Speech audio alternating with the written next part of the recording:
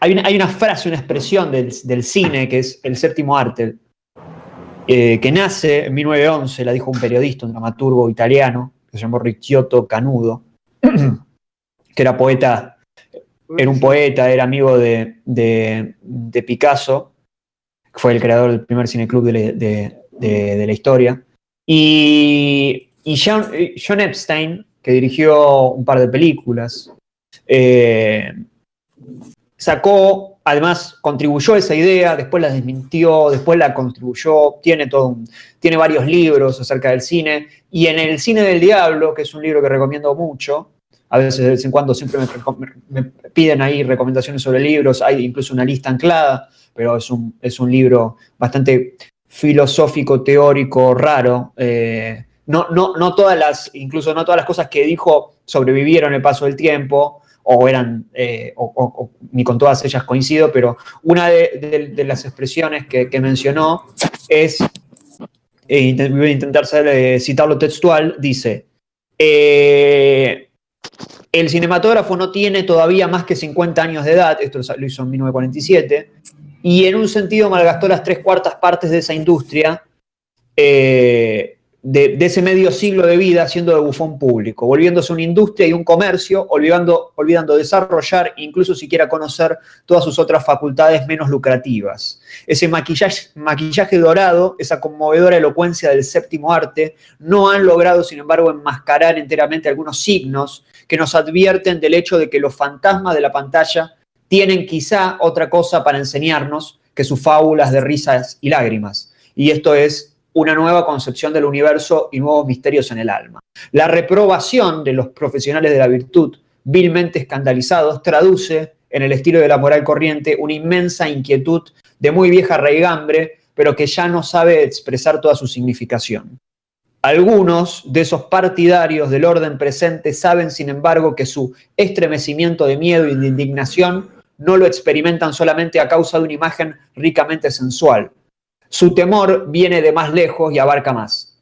Adivina el monstruo de novedad, de creación, cargado de toda la herejía transformista del continuo devenir. Abramos el proceso, el cinematógrafo se declara culpable. Esto decía John Epstein en El cine del diablo en 1947, un poco anticipando lo que luego sucedería en el cine, que es esta búsqueda permanente de la novedad, que es esto de ir constantemente a la novedad. Heidegger, filósofo alemán, nazi también, pero bueno, es un detalle. Gran filósofo igual. Él hablaba de la avidez de novedades. La avidez de novedades significa esto de buscar lo nuevo para saltar de eso nuevamente algo nuevo. Entonces, si uno hace eso, esto de estar siempre en la boludez, por así decirlo, no hay un aprendizaje. Dice, no es el aprender y sabiendo ser en la verdad lo que interesa a la cura de este ver, sino que son ciertas posibilidades de abandonarse en el mundo. Esto decía Heidegger. O sea, lo que planteaba era que la avidez de novedades es inquieta y que está en todas partes, pero ninguna a la vez. Hace que uno no se detenga en nada y vaya saltando de una cosa a la otra. Si uno está en la avidez de novedades, nunca vamos a profundizar nada y siempre vamos a estar pasando de una novedad a la otra sin saber siquiera el sentido. Y lo peor de esto, o lo peor de todo, es que uno realmente piensa, y hago autocrítica acá, que no es prisionera de ella. Es de todo, bueno, yo no estoy en la novedad, no estoy buscando la novedad. No, sí, está bien. Una vez vi que estaba Gran Hermano y era trending topic, y que hablaban de una tal Raquel, y agarré el control y puse, pero yo no estoy en la vida de novedades. Yo no tengo nada que ver con eso. Y todos caemos en esa. ¿Por qué lo hicimos? ¿Nos acordamos de eso? ¿Nos sirvió para algo? ¿Aprendimos algo? No, ¿por qué lo hicimos? Porque estaban todos hablando de eso y quisimos formar parte. Bueno, esa es la avidez de novedades. Eso significa, uno piensa que tiene el control de las cosas, pero en realidad ellos decidieron por vos. Y es así. No, vos no llegaste a eso por ambición propia. No es que, voy a buscar porque ahora me interesó sobre las cuestiones de qué sucede adentro de una casa. No. No fue por interés propio, sino que llegaste porque es la novedad. Porque uno no lo está haciendo porque le interesa realmente lo que se está discutiendo, sino que lo hace para participar de un grupo social que, al centrarse en una cosa que aparenta ser para todos, termina siendo algo vacío y para nadie. Entonces, lo que hacemos acá un poco es evitar esa vida de novedades, por eso estamos hablando de películas que muchas de ellas no son recientes, y profundizar, que no sea vacío, que no sea, bueno, vi la película, me gustó y listo, porque eso no va a ningún lado, porque eso no nos transforma. Y transformarnos, tener otra visión de una película, o del arte, o de una pintura, o de un libro, es también transformar a nosotros en la realidad, porque salimos mucho más preparados para la vida también. Porque significa que si uno analiza, si uno está acostumbrado a analizar, también uno va a estar acostumbrado, va a estar más respaldado, va a estar más atento a ciertas cosas. Y en cuanto a lo simbólico, que es lo que siempre estamos buscando, además de lo técnico, después quizás lo podemos hablar, lo simbólico, David Borwell, recomiendo un libro muy bueno de él, que es La narración en el cine de ficción, que es un libro que a mí me sirvió mucho para formarme, pero también uno de sus libros, que es El significado del filme, él fue autor de 18 libros, más o menos. Fue uno de los grandes teóricos del cine, Borwell. Y él hablaba de que el espectador, cuando ve una película, puede crear 4 tipos de significados. Y esto es muy importante. Puede crear 4 tipos de significados el espectador. El referencial, el explícito, el implícito y el sintomático. ¿Qué es esto? El referencial es aquel que tiene que ver con el mundo concreto, con la diégesis de la película. Es entendí más o menos de qué va. Más o menos la historia la entendí. Como la primera historia la entendí. Puedo ver la película y entenderla. Eso sería el significado referencial, que es de comprensión, puramente de comprensión. El explícito es aquel que después de construir todo ese mundo referencial, verosímil de la historia, nos lleva a un nivel superior de abstracción. Esto es, por ejemplo, un significado un poco más conceptual. Si agarramos Psicosis, que lo estuvimos analizando, bueno, podría ser que en Psicosis la demencia puede vencer a la cordura. Esta deducción, se dice significado explícito porque está explícito. Es decir, esto está en la película, nos lo dicen. Aparece el psicólogo, el psiquiatra al final y nos dice más o menos algo parecido a que la demencia puede vencer a la cordura. Sí, nosotros llegamos a esa deducción, pero es una deducción explícita, que nos lo está diciendo un personaje que está pasando en la película que no es muy difícil de sacar. ¿Se entiende? Eso es un significado explícito. Esos 2 significados que puede sacar un espectador, el referencial y el explícito, esos a nosotros no nos importan mucho. Lo que nos importan son el significado implícito y el sintomático. El implícito es aquel que justamente se vincula con lo simbólico y con todo aquello que guarda intención. Por ejemplo, en Psicosis, invirtiendo ese lema que estábamos hablando, podríamos decir que más allá de lo que nos dice el psiquiatra nos está mintiendo y lo que nos quiere decir un poco Psicosis es que no es tan fácil distinguir entre lo cuerdo y lo insano. Porque Marion Crane se ríe y tiene la misma sonrisa que Norman Bates, o porque, bueno, todas las simetrías, hay un hilo en Twitter, lo pueden ver, y pueden llegar a esa deducción. El significado explícito habla más de lo simbólico, habla más de lo que está dentro de la película, de los temas que trata, de los problemas, de las cuestiones. Es un poco más profundo, es lo que no nos dice es lo que nos dice la película, pero no lo dice explícitamente, justamente, por eso es el significado implícito. Y el significado sintomático, que es el 4º significado que puede encontrar un espectador al ver una película, es lo que la obra dice sin intención. Esto es, sacando deducciones a partir del autor. Por ejemplo, en Psicosis podríamos decir que Hitchcock habla de su trato con las mujeres. Bueno, eso sería un significado sintomático porque probablemente no haya sido el objetivo de Hitchcock y inconscientemente se le quedó pegado. Eso sería el significado sintomático. A veces es muy difícil diferenciar lo que quiso poner y lo que no quiso poner. Entonces, eso es más difícil. Uno podría decir, en De Palma está muy claro que el tipo estalquea y lo pone en todas las películas. Eso para mí no es sintomático. Si bien puede hablar de él, está más cerca de ser implícito, porque él quiso ponerlo. Cuando, por ejemplo, a ver, vamos a suponer que hay un plano y en un plano está hay una mujer, no sé, haciendo la tarea, y en un costado hay agua. No involucra, o sea, no se involucra el agua en la historia, pero en un costado hay agua, hay mucho agua. ¿Eso nos generaría lo mismo a nosotros que si hubiera fuego? No. Bueno, eso es la simbología en el cine. Digo, más allá de que nosotros, de que el autor, que generalmente los que estamos viendo saben todo esto, pero más allá de que el autor a veces no sepa, no sea consciente, en el momento en que le ofrecen agua y fuego y él elige fuego, sabe, aunque no sea de vuelta tan consciente, sabe que eso va a generar un efecto en el espectador que es distinto al de si se pone agua. Es como un ejemplo muy boludo, digamos, pero para que quede claro.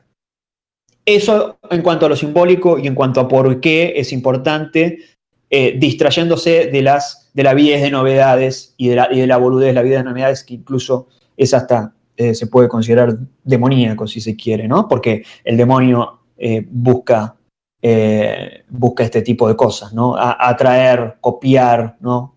Duplicar y que uno nunca sea, o el capitalismo incluso, ¿no? De que uno nunca sea consciente realmente de dónde está parado. Entonces, si te voy dando cosas, nunca vas a ser consciente y vas a llegar a los 60 años y no vas a saber quién carajo son The Cure, porque es así, porque estuviste siempre yendo a la novedad y no sabiendo por qué uno hace esas cosas. En cuanto a lo técnico, ¿por qué nos interesa lo técnico? ¿O cuál es el rol? Esto un poco lo habíamos hablado el otro día, pero pensemos para que quiero ayudarlos a que entiendan un poco cuáles son las elecciones de un director. El director elige dónde poner la cámara y nos señala a nosotros, a partir de esa elección o de los tamaños de planos, aspectos de los personajes sin la necesidad de que estos lo demuestren mediante acciones.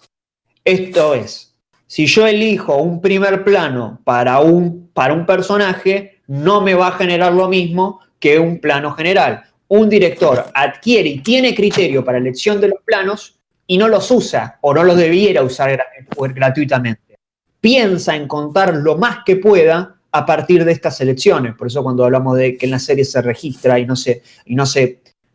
hay lenguaje, estamos hablando de esto, de que no hay este tipo de elecciones a conciencia. Entonces, los personajes no es necesario que nos expresen algo.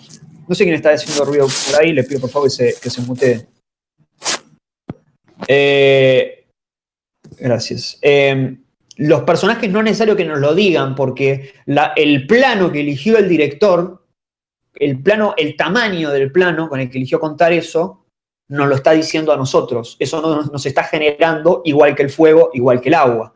Y mismo la elección donde poner la cámara. John Ford decía, hay millones de encuadres para una escena, pero hay solamente uno correcto. Bueno, no sé si es tan así, porque uno se debería volver loco, pero vamos a poner un ejemplo fácil para que me entiendan.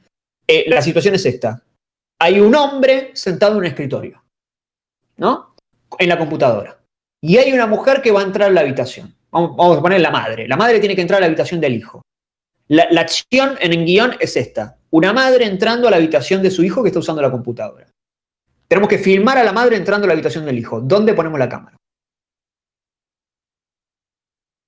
O sea, son millones las posibilidades. ¿Dónde ponemos la cámara? Y cada elección va a tener un significado distinto, va a generar algo distinto. ¿Cómo elegimos contar esto? Bueno, una forma puede ser un plano medio con la cámara dentro de la habitación.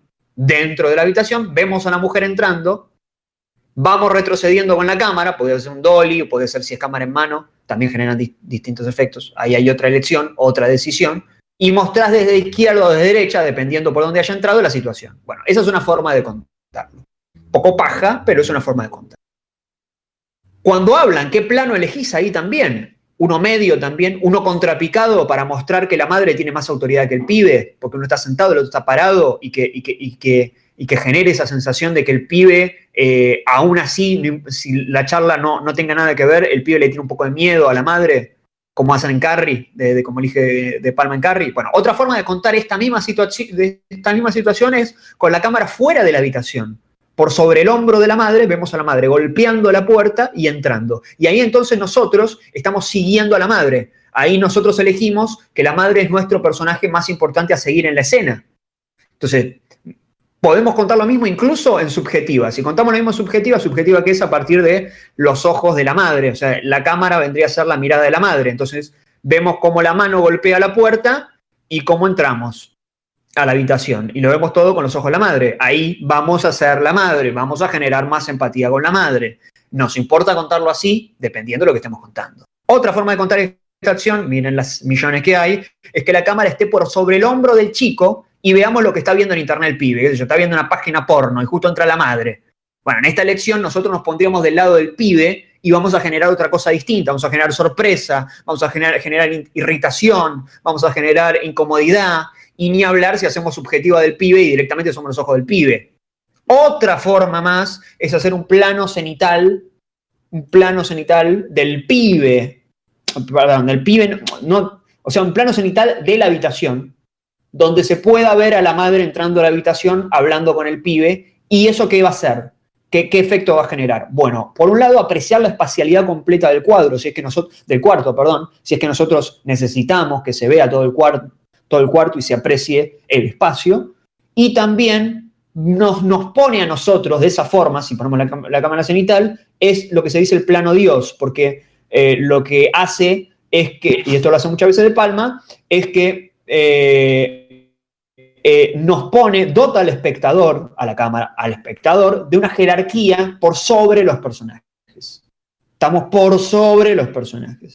Entonces, esto, y vieron que hay un montón de lecciones, o sea, para una misma acción que es mega pequeña, estoy hablando de una boludez, en el guión entra la mujer, entra la madre, le dice al hijo, che, tomate, traje galletita y se va. Es muy boludo, pero hay 1000 millones de formas distintas de cómo poner la cámara, dónde poner la cámara, qué tamaño de plano elijo para todas estas acciones que uno se vuelve loco, uno se debería volver loco.